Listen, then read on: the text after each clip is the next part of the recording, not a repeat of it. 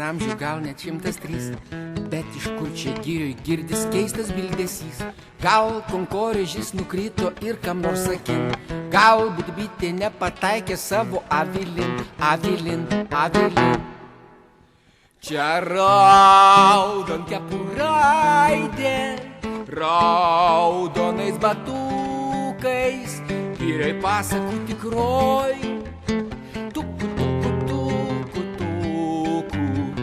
Šoka ir dainuoja mažutė mergaitė, raudoni batukai jos, raudonkepuraitė, raudoni batukai jos, raudonkepuraitė.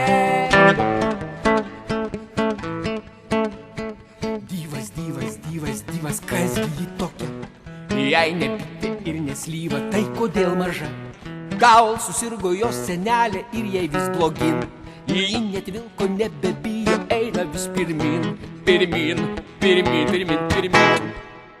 Čia raudonkepuraitė, raudonais batukais, girioj pasakų tikroj. Šoka ir dainuoja mažutė mergaitė, raudoni batukai jos, raudonkepuraitė, raudoni batukai jos, raudonkepuraitė.